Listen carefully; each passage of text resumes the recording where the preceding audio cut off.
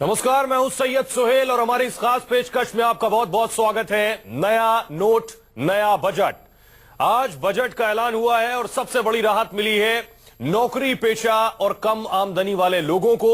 सरकार ने ऐलान किया है कि जिनकी तनख्वाह सालाना 3 लाख रुपए तक है उन्हें टैक्स नहीं देना पड़ेगा। हमारे इस कार्यक्रम को बहुत ध्यान से देखिएगा। अगर आप नौकरी पेशा हैं और टैक्स देते हैं तो पहले ये छूट 2.5 लाख वालों तक के लिए थी। इसके बाद 5 लाख तक की सालाना तनख्वाह वालों को सिर्फ 5% टैक्स देना होगा, जो पहले 10% था। सबसे पहले आपको बताते हैं कि कितनी तनख्वाह वालों को कितना फायदा होगा, आपकी कितनी सैलरी है और आपको क्या फायदा होने वाला है। ग्राफिक्स आपके सामने है। अगर आपकी तनख्वाह सालाना 3 लाख रुपए है, पहले आपको कोई टैक्स नहीं देना पड़ता था, अब भी नहीं देना है।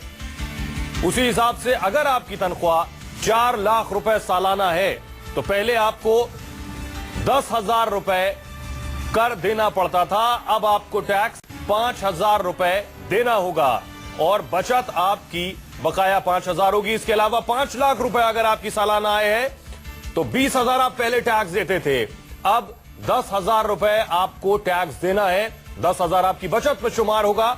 6 लाख रुपए अगर आपकी सालाना इनकम है तो आपको टैक्स 45,000 रुपए देना पड़ता था, अब आपको 3,225 रुपए देना होगा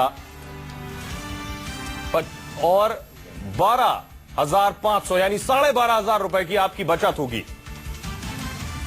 अब अगर 6 लाख से ऊपर आपकी सालाना इनकम है यानी कि 7 लाख रुपए अगर आप कमाते हैं तो 65,000 रुपए अगर आपको टैक्स देना पड़ता था तो अब आपको 52,500 देना पड़ेगा। अगर आप बचत का सेगमेंट देखें, सेविंग का सेगमेंट देखें तो 12,500 रुपए की सेविंग, 15 लाख तक रुपए अगर आपकी आय है तो आपकी सेविंग रहेगी।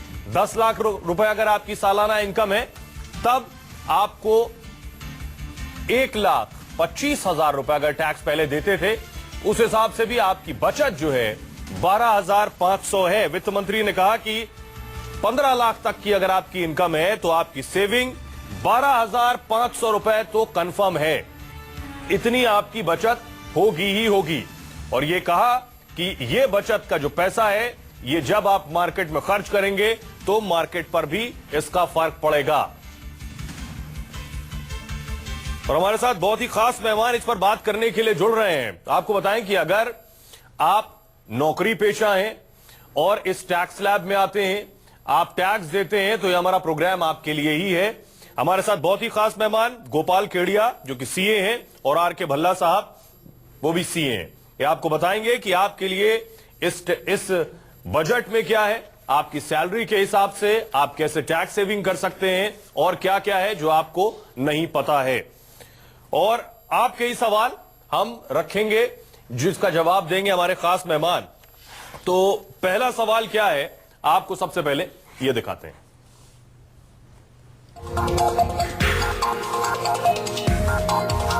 मेरी सैलरी 6 लाख है, नए टैक्स स्लैब से क्या बेनिफिट हुआ मैं ये जानना चाहता हूँ। ये आपने दिखा दिया ग्राफ के अंदर। 6 लाख रुपए सैलरी है इनकी और इनका कहना है कि इन्हें क्या फायदा हुआ है। भला साहब, सबसे पहले आपसे जानना चाहेंगे। ग्राफ आपने दिया इसका अभी? जी, अभी ग्राफ दिया ना आपने 6 लाख की सैलरी का 12,500। इनके लिए क्या है ये जैसे 12,500 रुपए बचा सकते हैं और क्या ऑप्शन है इनके पास? ये तो पैसा इनका बच ही गया है। ये पैसा इसलिए बच गया है कि रेट ऑफ टैक्स जो कम हुआ है, उसमें पैसा बचना है इनका। अब इसके अंदर जो ये और सेविंग, अगर आप इन्हें एक्सप्लेन करके बता सकें। हाँ, तो अगर इनको आपको और सेविंग करनी है तो गवर्नमेंट की काफी स्कीम्स हैं जिसके अंदर ये पैसा लगा सकते हैं। तो उस स्कीम के अंदर जहां इन्वेस्टमेंट ये कर सकते हैं, पीपीएफ है, इंश्योरेंस है और बॉन्ड्स हैं गवर्नमेंट के लेने के लिए, एनएससी है। तो उन स्कीम्स के अंदर जितनी इनकी मैक्सिमम लिमिट है उसके अंदर इन्वेस्ट कर सकते हैं, इनको वहां बेनिफिट मिलेगा। जी, केडिया जी। देखिए 6 लाख इनकी इनकम है और हम ये मान लेते हैं इन्होंने 6 लाख इनकम जो बताई है वो सारे इन्वेस्टमेंट और सारे बेनिफिट लेने के बाद ये टैक्सेबल इनकम 6 लाख बता रहे हैं। तो 6 लाख पर जो है पहले के हिसाब से जो है इन पर टैक्स जो बनता था वो 45,000 का टैक्स बनता था 6 लाख पे। ठीक है। और अब चूंकि चेंजेस हो गए हैं तो इनको चूंकि 20% ब्रैकेट में तो आई जाते हैं, 1 लाख रुपया 20% में आते हैं तो 20,000 रुपया इनका वो हो जाता है। और अब जो 2.5 लाख रुपया इनका जो बैलेंस हुआ, 2.5 लाख पर इनको केवल 5% टैक्स लगेगा जो कि इनका हो जा रहा है 12,500 32,500। तो 45,000 माइनस 32,500 तो इनको 12,500 का फायदा इनको यहाँ पे हो जा रहा है जी। लेकिन और कोई गुंजाइश थी आपको लगता है कि नहीं? और कोई गुंजाइश थी ना। इन्होंने जैसे मैंने कहा एजम्पशंस लिया इनको कि इनको इन्वेस्टमेंट इन्होंने पूरा कर लिया। अगर इन्वेस्टमेंट नहीं किया है तो ये 1,50,000 एकीसी में अगर आप बता सकें ये इन्वेस्टमेंट कहां कहां कर सकते हैं और कितना कर सकते हैं? हाँ, 1,50,000 एकीसी में इन्वेस्टमेंट कर सकते हैं। ठीक है। उसके बाद नेशनल पेंशन फंड में एडिशनल 50,000 रुपया इन्वेस्टमेंट कर सकते हैं। तो इनको 2 लाख रुपया तो ये इनकम से सीधा कम हो जाएगा जिस पर टैक्स है। और ये 2 लाख कम होने के साथ ही जो है ये 5 लाख से इनकी कम इनकम आ जाएगी। और 5 लाख से कम इनकम आने के साथ ही इनको जो है ये जो 20% टैक्स ब्रैकेट से बाहर हो जाएंगे तो सब्सटेंशियल इनको रिडक्शन हो जाएगा। प्लस ये मेडिक्लेम अगर पॉलिसी लेते हैं यानी फिर इन पर टैक्स लगना है 5%। हाँ, 5% टैक्स लगना है। और इनको 5% टैक्स लगना है प्लस इनको 87A के भीतर छूट भी मिलनी है अगर इनकी 3,50,000 से इनकम कम हो जाती है अगर ये सारे इन्वेस्टमेंट करने के बाद। नहीं, आप इस हिसाब से बताइए कि 6 लाख रुपए इनकी तनख्वाह सालाना। हाँ। 80C में 1.5 लाख रुपए इन्होंने बचा लिए। हाँ। NPF में 50,000 इन्होंने बचा लिए। हाँ। अब इनकी सालाना बची 4 लाख रुपया। अब इस 4 लाख पर लगेंगे 5% का इंटरेस्ट लगेगा। हाँ, 5% का टैक्स लगेगा। ठीक है। तो 5 पर इसके अलावा आप बता रहे हैं कि 3.5 लाख तक कैसे कर सकते हैं और कहा? हाँ, इनको अब जैसे 4 लाख इनकी इनकम हुई। हाँ। 2,50,000 तक इनकी इनकम एग्जम्प्ट है। हाँ। ठीक है ना? तो इनका इस पर 5% टैक्स बन जाता है। हाँ। 7,500 बन जाता है टैक्स। ठीक है। तो चूंकि ये 3,50,000 से ज्यादा है। हाँ। ये 4 लाख तो इनको 87A का बेनिफिट नहीं मिलेगा। देखिए इस बार 87A में फाइनेंस मिनिस्टर ने छेड़छाड़ करी है। 87A के भीतर यह था कि अगर आपकी 5 लाख से इनकम कम होती है 5 लाख से इनकम कम होती है तो आपको 5,000 रुपया टैक्स का रिबेट मिलेगा। ठीक है। अब उन्होंने उस 5 लाख की इनकम को 3,50,000 इनकम कर दिया है। अब 3,50,000 से अगर आपकी इनकम कम होती है तो अब वो आपको 5,000 का टैक्स रिबेट नहीं मिलकर 2,500 का टैक्स रिबेट मिलेगा। अब इन सज्जन के केस में चूंकि इनकी जो है 80C और NPS के बाद 4 लाख की इनकम होती है इनको तो 87A का बेनिफिट इनको नहीं मिल रहा है। तो इनका टैक्स 7,500 रुपया इनका टैक्स बन रहा है। 7,500 इनका टैक्स बन रहा है। तो उम्मीद आपको आपके सवाल का जवाब मिल गया होगा। एक और शख्स ये सवाल पूछ रहे हैं कि जिनकी 5 लाख तक रुपए 5 लाख सालाना सैलरी है वो क्या करें। सुनिए क्या उनका सवाल है।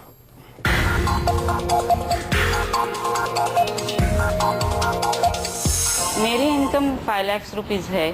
पहले भी मैं टैक्स नहीं भरती थी, पूरा सेविंग दिखाती थी। और अभी भी अगर मैं टैक्स नहीं भरूं तो मेरा क्या फायदा है? भल्ला जी आपका पास जवाब है इनके सवाल का? कह रही हैं कि 5 लाख तक रुपए मेरी 5 लाख सालाना सैलरी थी।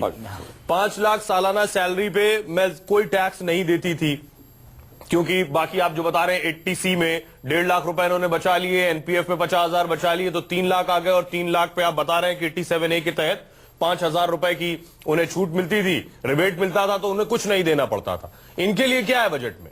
अब मैं बताता हूं इनकी 5 लाख अगर अभी इनकम है, एग्जिस्टिंग इनकम 5 लाख है और जैसा कि इन्होंने बताया कि इन्वेस्टमेंट ये करती थी तो हम मान लेते हैं कि इन्होंने 2 लाख रुपया 1,50,000 80C में और 50,000 रुपया इन्होंने NPS के भीतर इन्वेस्टमेंट कर दिया तो इनकी 3 लाख इनकम रह जाती है। अब चूंकि 3 लाख इनकम इनकी रह जाती है 3 लाख पे 2,50,000 तक टैक्स फ्री हो जाता है। बैलेंस 50,000 पर जो है इनको 2,500 टैक्स बनता है और 87A के भीतर 2,500 एग्जम्प्ट हो जाता है। तो इनको टैक्स अभी भी ये टैक्स के प्रीव्यू से बाहर है। नहीं तो सवाल इनका यही है कि इन्हें मिला क्या? इन्हें बजट में क्या मिला? ये तो सुबह से टकटकी लगाए बजट वित्त मंत्री का देख रही थी।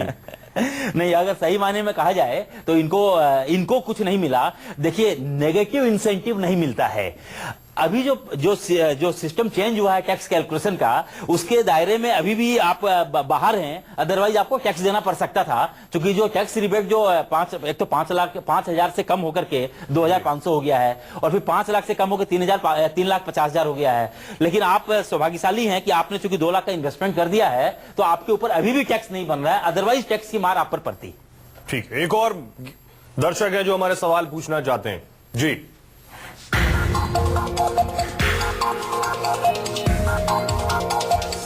मेरी सालाना इनकम 50 लाख से ऊपर है तो मुझे कितना घाटा हुआ?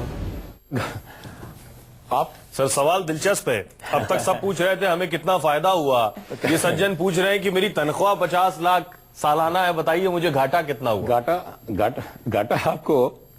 घाटा जो आपको हुआ है वो इन्होंने जो सरचार्ज लगता था 10%, वो पहले 1 करोड़ से ऊपर लगता था, वो लिमिट इन्होंने 50 लाख कर दिया। अब आपको 10% सरचार्ज है वो एक्स्ट्रा देना पड़ेगा, ये घाटा हुआ है। हाँ, जबकि देखिए 12,500 तो इनको भी फायदा हो ही रहा है, जो टैक्स रेट के साथ जो चेंजेस हुए हैं, तो 12,500 का फायदा हो रहा है। लेकिन जरा सर माइनस करके बताइए कि 12,500 का जो फायदा हो रहा है, हाँ। उस फायदा में 10% जब इनकी टैक्सेबल इनकम का जाएगा तो नुकसान कितना है? हाँ, इनको जो है मैं इनका टैक्स कैलकुलेशन कर देता हूं, और उसका 10% डालो।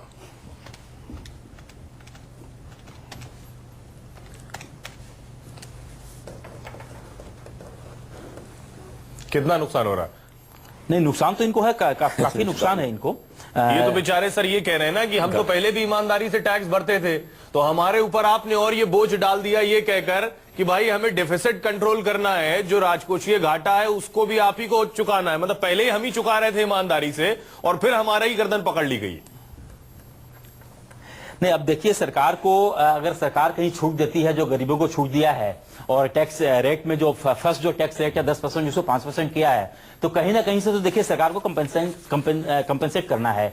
अब ये जो सरचार्ज की पहले सीमा जो 1 करोड़ थी, अब 1 करोड़ से 50 लाख कर दिया। अब ये सरकार के डोमेन में है कि अगर रिच को अगर टैक्स करती है, तो देखिए रिच को अगर टैक्स करती है और गरीब को अगर छूट देती है, तो और मिडिल लेवल में जो लोग हैं उस गैप को पाटने की सरकार कोशिश करती है, तो इसमें कहीं भी कोई बुराई नहीं है। क्योंकि अगर हम लोग देखते हैं कि एक लेवल के बाद अगर आपकी इनकम होती है तो आपकी सेहत में कोई फर्क नहीं पड़ता, और सरकार को भी अपने खर्चे चलाने के लिए पैसे चाहिए होते हैं। तो सरकार ने ये जो किया, ये सरकार का सही कदम है। सर जिनकी तनख्वाह ज्यादा होती है वो कहते हैं कि तनख्वाह ज्यादा है तो खर्चे भी ज्यादा हैं। एक और दर्शक हमारे सवाल पूछ रहे हैं, क्या कह रहे हैं सुनिए।